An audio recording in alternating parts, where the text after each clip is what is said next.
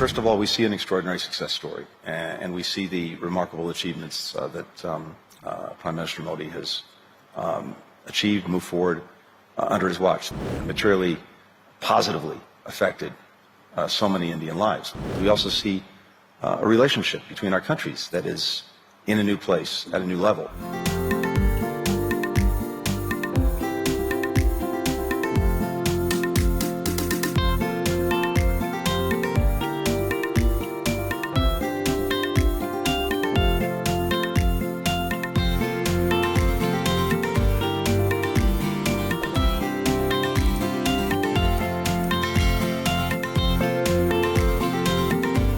In our interest.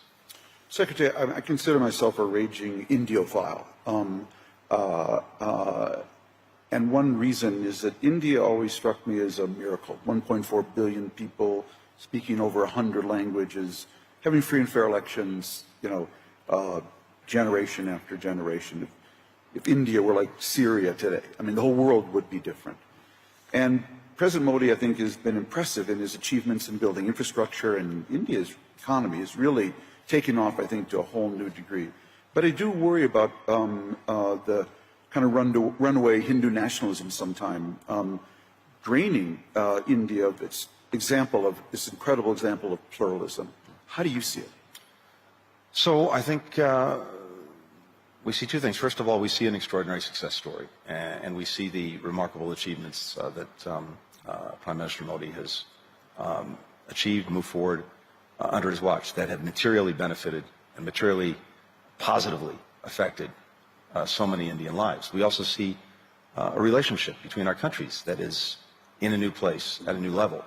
And that's been, I think, the very deliberate effort of both Prime Minister and President Biden, who believes in this deeply. At the same time, a constant, regular part of our conversation is the conversation about democracy, about rights.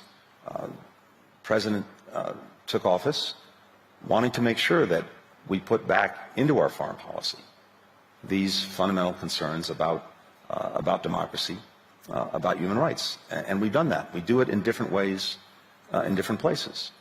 In some places, maybe it's more overt, maybe it's more vocal. In others, because of the nature of the relationship we may have with the country, with the government, it's part of a very sustained, very real conversation, and a conversation that we, of course, hope produces positive change. That's the case with India.